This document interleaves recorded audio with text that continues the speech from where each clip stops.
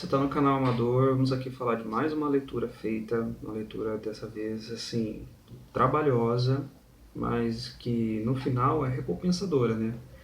Eu tô falando do Primeiras Histórias, do João Guimarães Rosa. Antes mesmo de começar, gente, vocês estão vendo que eu tô gravando com a luz do dia, né? Então tá batendo iluminação do sol ali na estante. Precisamos dar um jeito nisso. Mas enfim, a gente vai, conforme o dia vai passando, a gente dá um jeito, né? Enfim, vamos voltar ao Guimarães Rosa. Esse livro aqui, gente, foi escrito depois da publicação do Grande Sertão Veredas, né, que é o grande livro dele, que é o mais conhecido. E aqui, como toda a obra dele, que eu não li ainda, mas eu imagino que seja, Sagarana, Corpo de Baile, enfim, vai permear muito algumas características peculiares que são deles, né? E aqui não vai ser diferente. A começar pelo título, né? Primeiras Histórias. Histórias aqui vai se remeter a contos populares, né? A uma narrativa mais popular e, na verdade, também sobre a questão dos contos curtos. São 21 contos que tem aqui no livro. E todos os contos são curtinhos, não são longos, não passam no máximo de 3 folhas, por exemplo. Então, Primeiras Histórias dá a entender que essa primeira não é primeiras histórias construídas, aliás, escritas no início da sua carreira, mas na verdade se trata de um primeiro experimento com o uso desse tipo de conto mais curto e em maior quantidade dentro de um livro. Vai encontrar aqui dentro com respeito à ambientação, aos personagens, à construção narrativa, a quem foi João Guimarães Rosa, o processo de montagem morfossintático das palavras aqui colocadas. Assim, são mais de 15, 20 páginas de explicação para você chegar nos contos sabendo o que vai ler, sabendo o que vai se encontrar. Porque, como ele disse aqui, João Guimarães Rosa ele vai aplicar um tipo de leitura ao seu leitor, não uma leitura rápida, vai ser uma leitura um pouco atenta, vai ser, como eles dizem, uma leitura que tem um tempo tem um tempo ali de dinâmica, né, um tempo de leitura diferente do habitual, né? Às vezes a gente pega ali um texto mais corriqueiro, a gente faz aquela leitura um tempo X, aqui a leitura vai ter um outro tempo, até porque a gente vai lidar, assim como foi com Grande Sertão Veredas, com muitas palavras carregadas de neologismos, muitas palavras com o uso de expressões regionalistas e que vão ali fazer mais sentido, em muitos dos casos, se você falar em voz alta. Então, às vezes a gente está lendo silenciosamente um mesmo trecho. Aquele trecho já não faz sentido, então a gente volta ao começo, lê de novo, não continua não fazendo sentido. Aí, quando você lê em voz alta, você vê que há um certo sentido, há esse regionalismo tão explicitado na obra dele. E aqui não seria diferente. E o que compõe esse livro, você vai lidar com figuras simples, ou seja, você vai lidar com personagens extremamente corriqueiros, né?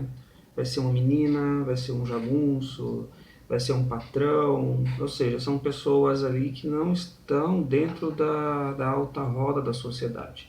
Então você vai lidar com personagens assim, tipicamente, bem entre aspas, normais, né? Inclusive, além dessas figuras, as ações que esse livro vai aqui mostrar através dos contos serão assim, também ações extremamente corriqueiras. Então você vai ver um personagem indo a um lugar, um personagem dentro da própria casa, fazendo alguma coisa, passeando, ou simplesmente viajando, ou simplesmente sentado, olhando, admirando as coisas, simplesmente, sabe? E nessas ações ali, eles vão ao mesmo tempo que estão ali parados, acontecendo alguma coisa corriqueira, isso aí vai desencadear um grande tema que é encontrado aqui dentro desse livro, que é a questão do existencialismo, né?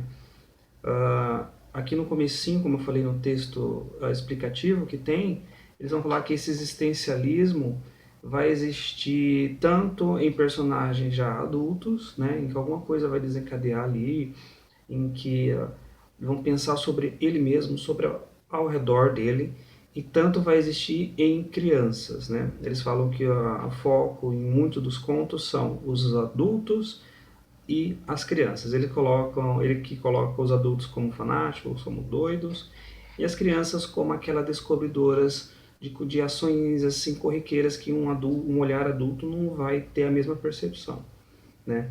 Então ele coloca que vai misturar um pouquinho do regionalismo junto com uma linguagem, né, para explicar esse existencialismo, uma linguagem mais orgânica, uma linguagem mais trabalhada, enfim. Aqui no comecinho ele vai colocar um pouquinho sobre essa questão do existencialismo, né, existente dentro dos contos. Ele comenta, ó, os protagonistas de primeiras histórias são entregues a uma ideia fixa, obnubilados por uma paixão, tocados pela civilização, guiados pelo instinto, inadaptados ou ainda não integrados na sociedade ou rejeitados por ela. Poucos, poucos se lhes dá do real e da ordem. Neles a intuição e o devaneio substituem o raciocínio. As palavras ecoam mais fundo, os gestos e os atos mais simples se transubstanciam em símbolos. O que existe dilui-se, desintegra-se. O que não há toma forma e passa a agir. Essa vitória do irracional sobre o racional constitui-se em fonte permanente de poesia. E de fato, acontece muito disso. Você vai ver personagens ali totalmente entregues a pensamentos. Pode estar lá sentado olhando para o nada, olhando para alguma coisa. Mas na cabeça dele está fervilhando, fervilhando, fervilhando, fervilhando. E é fervilhar traduzido em linguagem poética, como diz aqui, misturado com neologismo, aquela linguagem mais orgânica, enfim. Uma linguagem que ele vai ao mesmo tempo aproximar da palavra, do que é escrito, a fala, né? Então, como eu comentei lá no início, da importância às vezes de você ler esse texto em voz alta para fazer sentido. É um texto, às vezes, passagens extremamente orais, né? Enfim, alguns contos aqui me chamaram a atenção, outros ali com certeza destacam mais. Para mim, eu coloquei aqui os quatro contos que mais me lembram muito essa questão do existencialismo, essa questão do corriqueiro, do que é poético. O primeiro que eu posso falar é o A Menina de Lá. É uma menina diferente, né? Em que ela tem esses dotes místicos, né? Então as pessoas ficam intrigadas com o que acontece com essa menina.